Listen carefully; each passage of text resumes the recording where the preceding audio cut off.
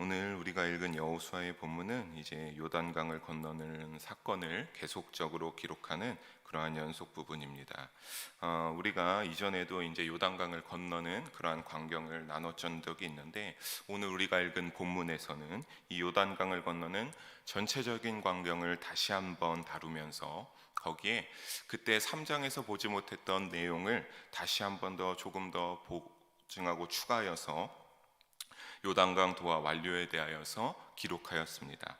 사실 방금 말씀드린 대로 3장 14절에서 17절에서 우리는 이미 이스라엘 백성들이 하나님의 놀라운 도우심과 하나님의 함께하심 가운데 요단강을 건너게 되는 그 모습을 우리가 한번 살펴보았던 적이 있습니다. 그 장면을 그런데 다시 기록하여서 보충해야 할 내용을 더 적어서 요단강을 건너는 것이 완료되었음을 오늘 본문에서 보여주고 있으면서, 또 하나님의 권능으로 이스라엘 지도자로서 여호수아가 모세의 다음 지도자로서 더욱더 확고하게 그의 입지가 다져지는 모습이 오늘의 본문 가운데 볼 수 있습니다. 그래서 오늘 수요 저녁에 우리에게 주시는 이 본문의 하나님의 말씀을 묵상하는데, 다시 하나님께서 또 다시 이 봤던 내용이 반복된다라고 하는 것을 기억하면서 여기에 하나님의 영적 레슨이 반복되는 영적 레슨이 있는 줄 믿고 재조명이라는 단어를 제목 가운데 넣어보았습니다. 이 재조명이라는 단어는 명사로서 일이나 사물의 가치를 다시 들추어 살펴본다라고 하는 그러한 뜻을 가지고 있는데, 오늘 요단강을 도하한 사건을 우리 이 시간에 다시 한 번 더 살펴보면서 우리에게 주시는 영적인 하나님의 교훈을 깨닫게 되는 시간이 되기를 주님의 이름으로 간절히 축원합니다.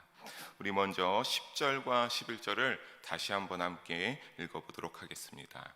또 여호와께서 여호수아에게 명령하사 백성에게 말하게 하신 일, 곧 모세가 여호수아에게 명령한 일이 다 마치기까지 궤를 맨 제사장들이 요단 가운데에 서 있고 백성은 속히 건넜으며, 모든 백성이 건너기를 마친 후에 여호와의 궤와 제사장들이 백성의 목전에서 건넜으며. 아멘. 먼저 이제 이 반복되는 모습으로 여호와의 궤와 제사장들이 아직은 있는 가운데 11절에 보면 백성의 목전에서 이제 건넜다라고, 이스라엘 백성들이 모두 건넌 후에 이 궤를 메고 있는 제사장들이 건넌 것을 나타나는데, 먼저 우리가 그 전에 이렇게 된 것에 대하여 모세의 이야기를 빼놓을 수가 없습니다. 모세는 이스라엘 1세대를 인도하면서 무리바에서 하나님의 말씀대로 행하지 않는 불순종을 저지르게 되었습니다. 그것은 바로 민수기 20장에 나오고 있는데, 하나님께서는 이 목마르다고 하는 그 이스라엘 백성들의 부름에 모세의 기도를 들으시고 모세에게 말하기를, 너가 지팡이를 가지고서 반석을 향하여서 너가 음성으로 명령하라 라고 했습니다. 그 반석을 향하여 명령하면 물이 날 것이니 너가 그렇게 하라 라고 했습니다. 하지만 모세는 이스라엘 백성들의 끊임없는 불평과 불만과 그 원망에 너무나 자신이 화가 난 나머지 그 말씀을 듣고 어떻게 그대로 행한 것이 아니라 어떻게 하였는가 하면, 화를 참지 못하여서 하나님을 높이는 것이 아니라 먼저 자신과 아론이 우리가 너희 이스라엘 백성을 위하여서 물을 내겠다라고 하면서 그 화를 참지 못하고 그 반석을 지팡이로 2번 강하게 내리치게 됩니다. 그렇게 해서 물을 내는데, 거기에서는 하나님이 높여지지 않고 마치 모세와 아론이 너희를 위하여 물을 내는 것인 마냥 그렇게 그 모세와 아론이 더 높임을 받는 그러한 상황이 됐습니다. 이를 본 하나님께서는 모세와 아론을 향하여서 말씀하십니다. 첫 번째로 너희가 나를 믿지 아니한다라고 했습니다. 너희가 나 하나님을 믿지 아니하는구나. 그래서 하나님의 거룩함을 너희가 나타내지 못했기 때문에 너희 둘은 내가 약속한 가나안의 땅에 들어가지 못할 것이다 라고 하나님께서는 그들을 향하여 말씀하셨습니다. 그래서 약속의 땅에 들어가지 못하게 된 모세는 신명기 31장 7절에서 8절에서 보게 되면 2가지를 말하는데, 먼저 이 31장 7절과 8절을 좀 길지만 한 번 더 함께 한 목소리로 읽어보겠습니다. 모세가 여호수아를 불러 온 이스라엘의 목전에서 그에게 이르되 하고 담대하라. 너는 이 백성을 거느리고 여호와께서 그들의 조상에게 주리라고 맹세하신 땅에 들어가서 그들에게 그 땅을 차지하게 하라. 그리하면 여호와 그가 내 앞에서 가시며 너와 함께하사 너를 떠나지 아니하시며 버리지 아니하시리니 너는 두려워하지 말라 놀라지 말라. 아멘. 모세가 여기에서 이와 같이 여호수아에게 지시사항을 내렸습니다. 조금 간단하게 두 가지로 압축해서 말씀드리면, 첫째는 뭐였습니까? 다음 지도자 여호수아에게 너가 이스라엘 백성들을, 이제 나는 들어가지 못하니까 너가 다음 지도자로서 이스라엘 백성들을 데리고 하나님께서 주리라고 약속하신 땅인 가나안으로 인도할 것을 지시하고, 그리고 너가 거기에 가서 그 땅을 차지해라 라고 지시했습니다. 그리고 둘째는 무엇입니까? 이 말씀에, 이 하나님의 말씀하신 이 명령에 순종하면 자신과 모세가 나와 함께 하신 여호와 하나님께서 너에게도 동일하게 함께 할 것이다 라고 격려했습니다. 여호수아는 모세가 지시한 것도 그래서 그대로 다 행하면서 하나님이 명령하신 것도 그대로 행함으로 말미암아 어떻게 했습니까? 모세의 명령을 받은 자가 되고 하나님의 대언자로서의 역할을 위임받은 자라는 사실이 이 10절에서 잘 드러나고 있었습니다. 그리고 이 사실을 또한 확고하지는 않았는지 자세히 알지는 못하지만 궤를 메고 있는 제사장들도 너무나 잘 알고 있던 것으로 보입니다. 왜냐하면 여호수아가 하나님의 뜻을 따르고 모세의 지시를 따르는 것처럼 제사장들도 어떻게 했기 때문입니까? 여호수아가 어떠한 명령을 내릴 때마다 군소리 없이 그 명령에 따라서 여호수아가 시키는 대로 뜻을 따라 그들이 협력했기 때문입니다. 사랑하는 성도 여러분, 얼마나 그 궤를 메고 거기에 200만 명 이상이 되는 사람들이 건너갈 때까지 서 있는 것이 얼마나 무겁고 고된 일이었겠습니까? 하지만 제사장들은 이스라엘 백성들이 강을 건너는 일을 마치기까지 어떻게 했습니까? 여호수아의 명령에 순종하여 그 요단강 한가운데서 그들은 하나님의 궤를 메고 버티고 서 있으므로 자신의 사명을 온전히 감당하며 수행했습니다. 뿐만 아니라 이스라엘 백성들은 어떻게 했습니까? 우리가 다시 한번 그 말씀에 보면은 속히 건너갔다라고 합니다. 이스라엘 백성들이 4장 10절 후반에 보면 백성은 속히 건너갔다라고 하고 있는데, 이 속히라는 부분의 히브리 원어로 보게 되면 와예마루인데, 이스라엘 백성들이 요단강을 민첩하게 서둘러 건너갔음을 나타내고 있습니다. 이스라엘 백성들이 서둘러 건너간 것은 여러 가지 이유가 있었겠지만 가장 신빙성이 높은 것은 무엇이겠습니까? 이스라엘 백성들이 그 언약궤를 메고 있는, 궤를 메고 있는 제사장들을 옆으로 다 지나가면서 그들을 보면서 어떠한 마음이 들었기 때문입니까? 요단강 바닥 중심에서 서 있어 있으므로 그들의 힘이 빠지기 전에 우리도 서둘러 얼른 건너가 줘야겠다라고 해서 서둘러 건너가기 위해서였습니다. 이후에 11절에 보게 되면 이스라엘 백성들이 건너기를 마치고 어떻게 됐습니까? 모든 백성들이, 이스라엘 백성들이 200만 명이 건너가고 나서 그 모든 백성들이 건너 지켜보는 가운데 언약궤를 맨 제사장들이 제일 마지막으로 요단강에서 궤를 메고 올라왔습니다. 얼마나 참으로 이 아름다운 모습입니까? 여호수아로부터 모든 이스라엘 백성들까지 서로 협력하는 모습이 참으로 아름다운 모습입니다. 하지만 만약에 그 요단강이 멈춰 있는 모습을 보자고 이스라엘 백성들 중에 누가 천천히 갔다라고 생각해 보면 어떻겠습니까? 제사장들의 마음이 어땠을까요? 참으로 화가 나고 조금은 마음이 어려워지지 않았겠습니까? 그 가운데 우리가 참 이것을 괴고 너희를 위하여 서 있는데 누가 지나가면서 야, 저렇게 물이 저기에 끊어져 있구나라고 하면서 천천히 간다면 너무나 그들의 마음은 어렵고 힘들었을 것입니다. 즉 지도자 여호수아부터 제사장들, 이스라엘 백성들까지 다시 한번 말씀드린 것은 그들은 어땠습니까? 온전히 마음과 힘을 모아 연합하여 하나님의 일을 어떻게 하고 있습니까? 그들은 합력하고 있는 것입니다. 사도 바울은 로마서 8장 28절에 이와 같이 말했습니다. 우리가 알거니와 하나님을 사랑하는 자, 곧 그의 뜻대로 부르심을 입은 자들에게는 모든 것이 합력하여 선을 이루느니라 라고 말하였습니다. 사랑하는 성도 여러분, 하나님의 뜻에 하나 되어 합력하여 선을 이루며 나아가는 줄로 믿어 의심치 않습니다. 우리가 주님의 영광을 높여드리기 위하여서라면 우리도 어떻게 해야 되겠습니까? 하나님의 영광을 위하여 하나님의 일에 주저없이 합하여서 협력하여 우리가 이 이스라엘 백성들과 같은 모습으로 임해야 할 줄로 믿습니다. 그러니 서로 합력하는 우리 영일교회 성도님들이 되어서 우리 영일교회 공동체가 하나님의 선을 이루어가기를 주님의 이름으로 소망합니다. 우리 이어서 본문 12절 13절도 함께 다시 한번 읽어보겠습니다. 르우벤 자손과 갓 자손과 므낫세 반 지파는 모세가 그들에게 이른 것 같이 무장하고 이스라엘 자손들보다 앞서 건너갔으니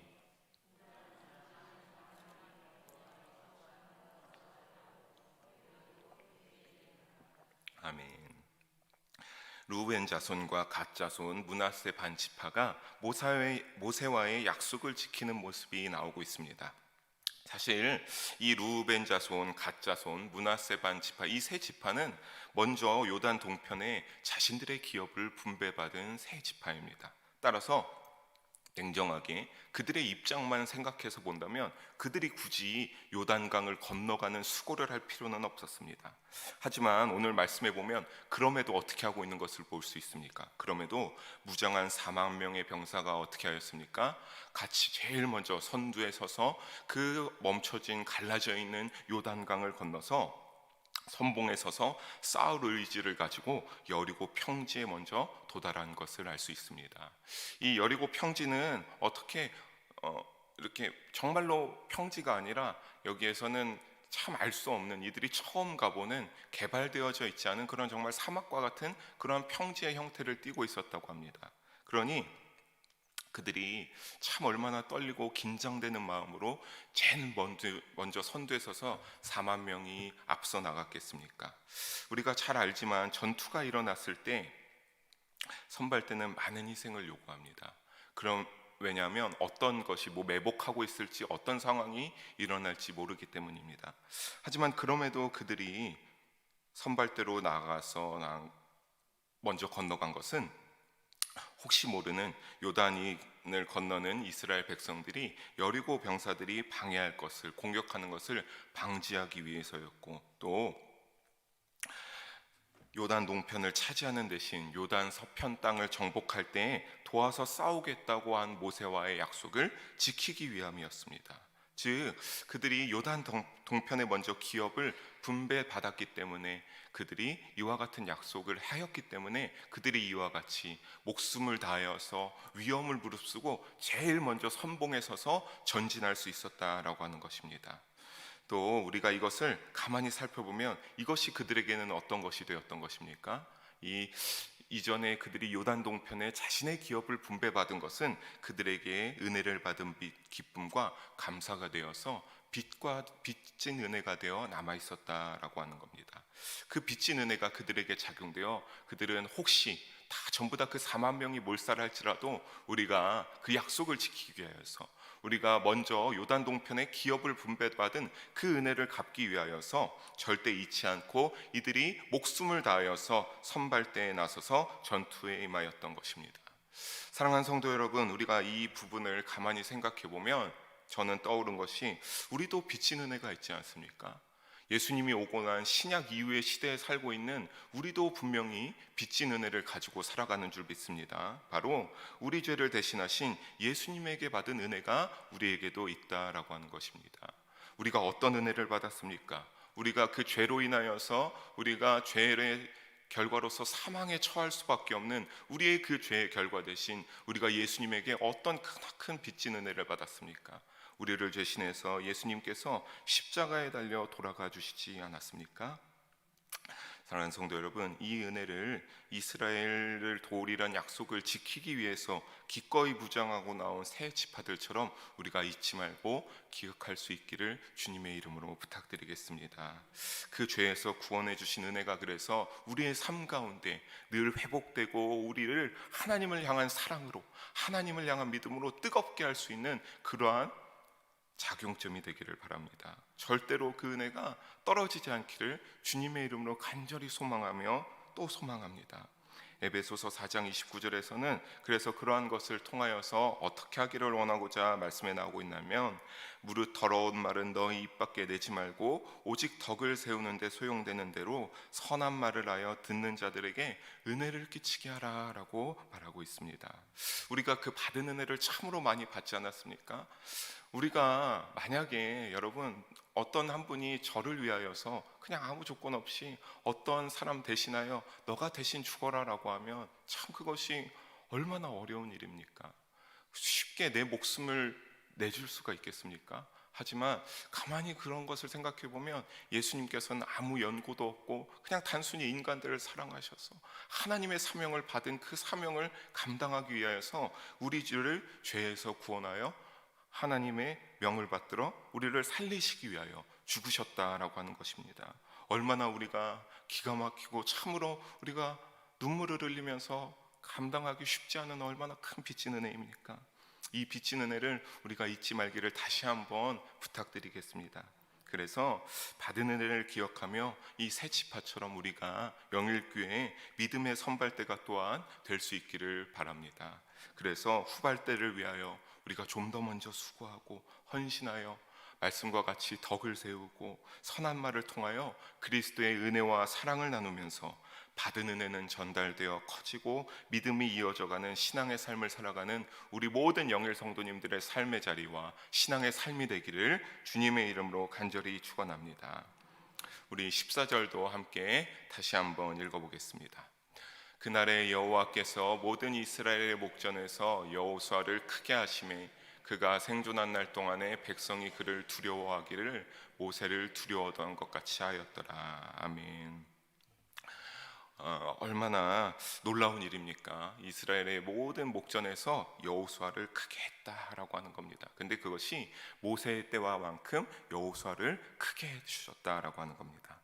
하나님께서는 분명히 일전에 여호수아에게 약속하여 주셨습니다. 여호수아 3장 7절에서 본 것으로 요단강을 건너는 순간부터 여호수아야 네가 요단강을 이제 건너게 되는 것이 그 요단강에서 시작하게 될 것인데, 그 요단강을 건너는 순간부터 여호수아를 어떻게 하겠다고 약속하셨습니까? 내가 너를 이전의 지도자 모세와 같이 크게 할 것이다 라고 약속하셨습니다. 그래서 하나님이 너와 함께 하신다는 것, 여호수아와 함께 하신다는 것을 모든 이스라엘 백성들이 하나도 빠짐없이 알게 하시겠다라고 약속하셨습니다. 그리고 하나님이 그 약속하신 걸 어떻게 하신 겁니까? 방금 본문에서 그 약속을 성취되는 것을 우리가 읽게 된 것입니다. 그리고 그 약속은 우리가 14절을 보게 되면 어느 기간 동안 이어졌습니까? 그 약속은 여호수아가 살아있는 동안에 한 번도 빠짐없이 이어져 왔다라고 했습니다. 그러니까 이스라엘 백성들이 모세를 두려워하던 것처럼 여호수아를 두려워했는데, 지도자 여호수아를, 그것이 여호수아가 죽는 그날까지 이스라엘 백성들이 두려워했다라고 하는 겁니다. 그런데 이것이 여기에서 이 두려워하는 것이 무서워서 두려워했다라고 하는 것은 아닙니다. 그 감정과는 다릅니다. 이 두려워하던의 히브리어 원어는 요루라고 하는데, 두려워하다는 뜻과 더불어 존경하다라는 의미도 가진 동사 야레가 기본형으로 사용되어졌습니다. 그래서 감정으로서의 두려움도, 이 이스라엘 백성들이 여호수아를 보면서 감정으로서의 두려움도 있었지만 그것이 무서운 것이 아니라 더 나아가서 어떤 대상에 대한 진실된 존경에서 우러나오는 그런 경외심을 나타내기도 합니다. 즉 여기선 하나님의 권위를 위임받은 사람에 대한 신앙적인 경외심에서의 두려움을 표현하고 있는 것입니다. 그런데 여기에는 이 말씀을 묵상해 보면 아까 말씀하신 대로 전제 조건이 있습니다. 지금까지의 여호수아의 모습만 봐도 알 수 있는데 그 전제 조건은 무엇입니까? 바로 하나님과 동행하는 삶이 반드시 요구된다라고 하는 것입니다. 그냥 여호수아가 그냥 자기 하고 싶은 대로 살아서, 내 멋대로 살아서 하나님이 그를 이스라엘 백성들이 목전에서 두려워하게 하고 그의 신앙을, 그의 믿음을 경외할 정도로 높인 것은 다른 것이 아닙니다. 그가 잘나서, 그가 힘이 내서, 그가 잘생겨서, 그가 모세가 지목한 다음 그러한 지도자가 되어서 그런 어떤 것이 아니라 하나님과 동행하는 그러한 삶을 살아왔다라고 하는 겁니다. 우리가 이전에도 봤지만 여호수아는 하나님의 말씀에 한 번도 불평하거나 따르지 않은 적이 없습니다. 그는 하나님이 어떻게 해라 라고 하면 하나님의 말씀 그대로 순종하며 따랐습니다. 그의 믿음은 하나님에게 불평 불만이 없었습니다. 오직 주님의 말씀이, 주님이 명령하시고 주님이 소리치시면 그것이 참되다로 여기면서 그 뜻에 순종하면서 하나님과 동행하는 삶에 소홀함이 없었습니다. 이 사실로 인하여서 어떻게 되었습니까? 여호수아의 지도력은 모세의 지도력과 다를 바가 없게 되었고, 하나님의 권위를 위임받은 자로서의 정통성을 여호수아는 확보하게 되었기에 모세와 같이 이스라엘 백성들이 여호수아를 만날 때마다 우리의 참된 지도자고 하나님이 동행하시는 지도자라고 경외하고 두려워할 수밖에 없었다라고 하는 것입니다. 여호수아의 이 믿음은 그러니까 살아있는 동안 한 번도 우리가 변질된 적이 없었을 것이라고 생각할 수밖에 없습니다. 그가 한 번도 하나님을 향한 믿음이 변질된 적이 있었겠습니까? 늘 하나님과 동행하는 삶을 살았으니까 하나님이 이스라엘 목전에서 그가 죽는 그날까지 이스라엘 모든 백성들이 경외하고 두려워하는 지도자였음이 아니었겠습니까?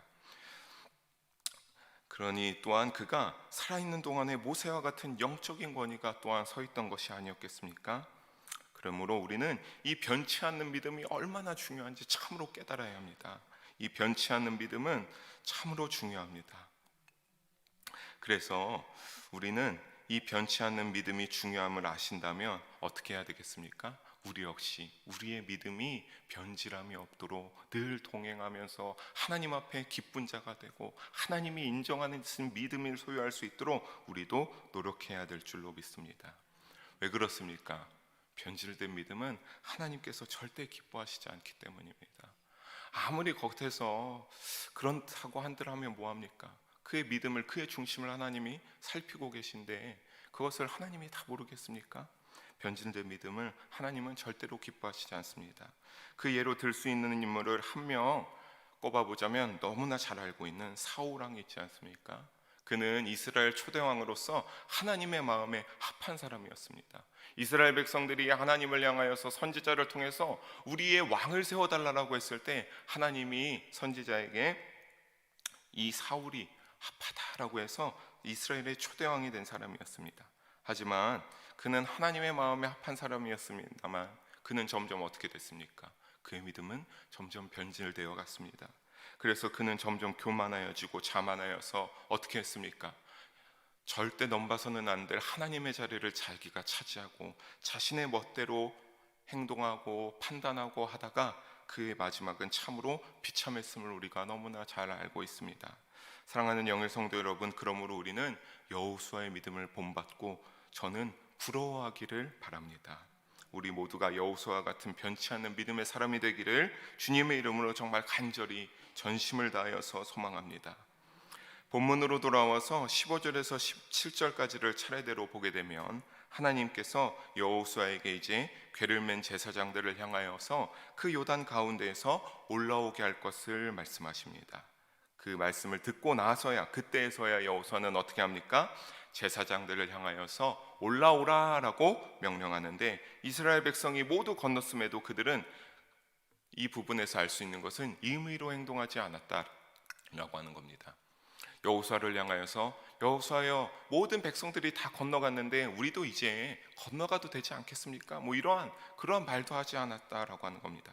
그들의 임의로 행동하는 것이 아니라 여호수아의 입에서 말이 나올 때까지 그들은 그 가운데서 가만히 서서 기다리고 이제 여호수아가 올라오라고 명령했을 때 거기에서 철저히 기다리며 순종하고 있다가 이제 또 명령에 따라 순종하여서 그들이 요단강을 중심에서 벗어나서 올라왔습니다. 그리고 이어서 18절을 보면 우리 18절을 함께 다시 한번 한 목소리로 읽어봅니다. 여호와의 언약궤를 맨 제사장들이 요단 가운데서 나오며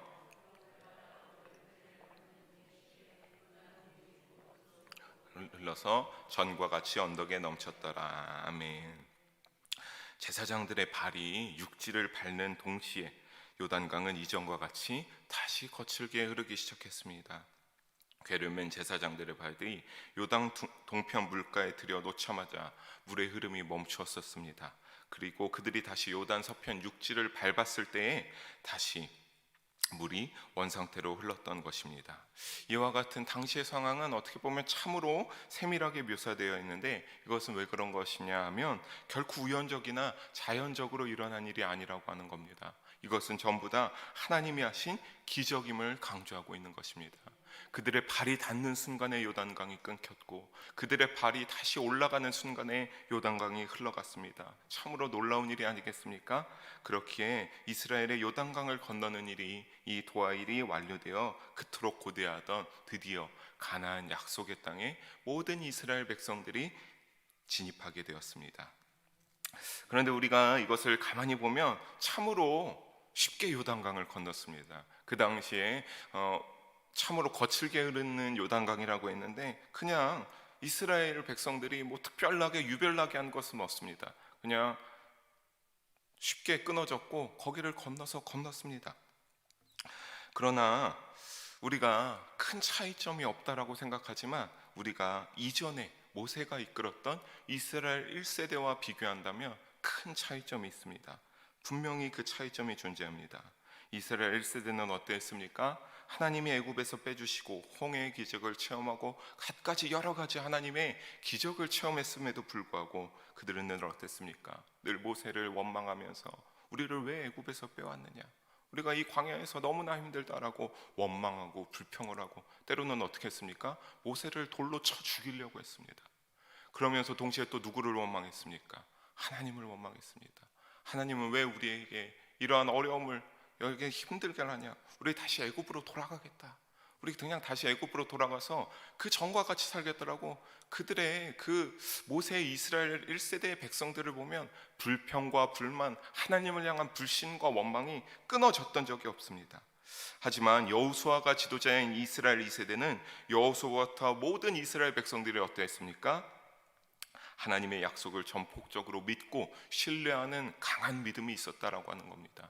이스라엘 1세대는 원망과 불평, 불만이 가득했다면, 이스라엘 여호수아가 이끄는 이스라엘 2세대는 강한 하나님을 향한 믿음이 있었습니다. 언약궤를 맨 제사장들도 믿음이 있었습니다. 만약에 그들이 불안해하며 요단강에 들어가지 못하였다면 이스라엘 백성 그 어떤 누구도 절대로 요단강을 건너갈 수 없었을 것입니다. 요단강은 또한 갈라져 있었지만 들어가지 못하였다면 이스라엘은 건널 수가 없었던 것처럼, 또한 우리가 그 가운데 이스라엘 백성들이 또한 지나갈 때 사람 마음이란 게 혹시나 다시 흐르지 않을까 하는 불안한 마음이 생길 수도 있는데, 걱정할 수도 있었는데, 이스라엘 백성들 역시 하나님을 향한 믿음이 있었기에 그런 걱정을 하지 않고 빨리 속히 그 끊어짐을 보고 넘실거리는 물결을 보면서도 불안해하는 것이 아니라 열심히 하나님을 믿음으로 그것을 바라보며 지나쳐서 요단강을 건너갈 수 있었습니다. 결국 하나님의 전지전능하심과 그에 대한 이스라엘 백성들의 믿음으로 인하여서 요단강을 무사히 건널 수 있었습니다. 사랑하는 성도 여러분, 영적 이스라엘이라 할 수 있는 우리가 살아가는 지금도 우리가 가만히 보면 요단강과 같은 많은 영적 장애물들이 있습니다. 참으로 얼마나 많이 있습니까? 다양한 형태의 요단강들이 우리의 맡김을 수도 없이 가로막을 수 있습니다. 그리고 그 다양한 형태는 참으로 정말 다양합니다. 때로는 핍박의 형태를 보이기도 하고, 우리의 삶을 너무나 힘들게 하기도 하고, 또 때로는 그 비교의 형태의 요단강이 되어서 왜 저 사람은 저런데 왜 나는 이래야만 하는가, 왜 나는, 저 사람은 턱턱 잘 나가고 쉽게 나아가는 것 같은데 왜 나는 이래야 되는가. 저도 그러한 생각을 했던 적이 있는데, 왜 내 동기들은 이렇게 쉽게 하는 것 같은데 왜 나는 이래야 하는가, 왜 나는 너무나 어려워야 할 것인가. 참 그러한 생각을 했던 적이 있습니다. 너무나 속상하지 않습니까? 그러한 영적 장애물들이 얼마나 많이 있습니까? 그래서 때로는 그것이 더 정도가 심해져서 신앙적 회의 형태의 요단강이 올 수도 있지 않습니까? 하지만 하나님께서는 감당할 수 있는 시험만을 허락하시겠다라고 하셨습니다. 한 번은 참 그런 것들을 이제 이야기하고 있는데, 어느 날 그런 것들에 참 힘들어하는 때가 있었습니다. 목회를 하면서 왜 이렇게 힘들까, 왜 이렇게 어려울까, 내가 너무나 부족한가, 내가 정말 자격이 있는가, 막 이런 것을 할 때, 그럴 때 그러한 말씀을 이제 장모님께서 기도하시다가 말씀해 주시면서, 참 그 믿음이 약한 자가 그 믿음의 분량이 적은데 그 이상의 시험을 감당하면 그 사람이 믿음에서 떨어져 나갈 것이 아니냐. 그런데 믿음이 더 크게 되고 믿음이 하나님이 보시기에 그 중심의 믿음이 커지고 하나님이 처음보다 많이 자라나서 자리 잡은 사람이라면 그거에 만한 더 큰 힘든 시험과 감당할 수 있는 만큼의 시험을 준다라고 그렇게 말씀해 주셨었습니다. 사랑하는 성도 여러분, 우리가 많은 그러한 것들이 있지만 우리가 감당할 수 있는 줄 믿으시기 바랍니다. 근데 때로는 힘들 수도 있습니다. 때로는 벅찰 수도 있죠. 하지만 사랑하는 영의 성도 여러분, 예수님께서는 우리를 향하여서 이와 같이 말씀해 주셨습니다. 마가복음 9장 23절에 보게 되면 할 수 있거든이 무슨 말이냐, 믿는 자에게는 능히 하지 못할 일이 없느니라고 하시면서 마태복음 17장 20절 중반부터 보게 되면 만일 너희에게 믿음이 겨자씨 한 알만큼만 있어도 이 산을 명하여 여기서 저기로 옮겨지라 하면 옮겨질 것이요 또 너희가 못할 것이 없으리라 라고 예수님께서는 말씀하여 알려주셨습니다. 우리가 그 모든 형태의 요단강을 극복할 수 있습니다. 그런데 내 믿음이 어떻게 되었을 때 극복할 수 있는 겁니까? 오늘 방금 읽은 그 두 절의 말씀처럼 유일한 비결인 하나님을 향한 믿음이, 예수님을 향한 믿음이 커질 때야 아무리 큰 감당할 수 있는 만큼의 시련을 주신 것이기 때문에 우리가 그렇게 하나님을 믿고 예수님을 믿을 때 우리가 능히 감당하고 이겨낼 수 있을 줄 믿으시기 바랍니다. 하나님의 약속에 대한 믿음인 것을 잊지 마시기 바랍니다. 그래서 믿음으로 장하게 되는 다양한 형태의 요단강을 극복하여 하나님의 구원 약속에 장애물들을 이기고 믿음으로 승리하여 구원의 면류관을 쓰고 하나님의 나라에 들어가게 되는 우리 영일 성도님 한 분도 빠짐없는 모든 한 분 한 분이 되기를 주님의 이름으로 축원합니다. 사랑하는 영일 성도 여러분, 우리는 요단강 도하 사건과 보충적인 내용을 다시 살펴보면서 거기에 하나님의 권능과 약속이 있었으며 동시에 이스라엘 백성들의 믿음 또한 매우 중요한 역할을 했음을 알 수 있었습니다. 우리가 그것이 재조명이 되기를 바랍니다. 그래서 하나님께서 만약에 이적을 베풀고자 하셨을 때도 만약에 이스라엘 백성들의 그들의 믿음이 없고 자신들의 자아와 자신들의 생각이 올라갔다면 이러한 것들이 일어나지 못했을 것입니다. 요단강을 건너는 이적이 존재할 수가 없었을 것입니다. 하지만 오늘의 본문이 우리의 믿음을 재조명하여서 알려주고 있는 것처럼 첫사랑 은혜가 회복되며 더 온전한 믿음을 향한 결단이 일어나시기를 바랍니다. 하나님과 그 말씀에 대한 믿음은 오늘 우리가 동일하게 하나님의 능력을 체험하는 삶을 살아감에 있어서 절대적인 요소이기 때문입니다.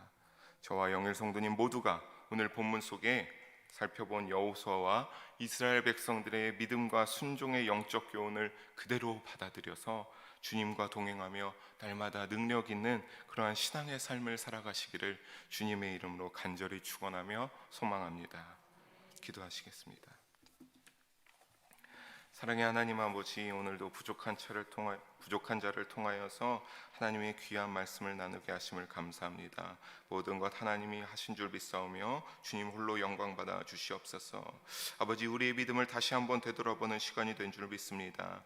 아버지, 우리의 믿음을 주여 성령의 중보하심으로 붙잡아 주시고 하나님 우리의 목자 되셔 인도하여 주셔서 우리가 오늘 이스라엘 백성들처럼 여호수아처럼 그 믿음을 본받아 오직 예수님을 따르며 하나님을 온전히 믿으면서 살아갈 수 있는 우리의 믿음의 삶과 신앙의 여정이 되게 하여 주시옵소서. 그래서 하나님 아버지, 이 어려운 코로나 시대라 할지라도 어느 때보다 어려운 믿음의 때라 할지라도 우리가 그 믿음을 통하여서 날마다 승리하며 하나님의 살아계시는 능력을 체험하는 그러한 믿음의 삶이 될 줄을 믿어 의심치 않습니다. 그 겨자씨만한 믿음이 있으면 산을 옮길 수 있다고 하신 예수님의 말씀처럼 우리가 오직 예수님을 나의 그리스도와 구주로 여기면서 하나님을 믿고 살아가면서 하나님과 동행하며 살아있는 모든 하나님의 능력들을 체험하는 살아있는 신앙의 여정이 되도록 주님 인도하시고 함께하여 주시옵소서. 사랑이 많으신 예수님 이름으로 기도합니다. 아멘.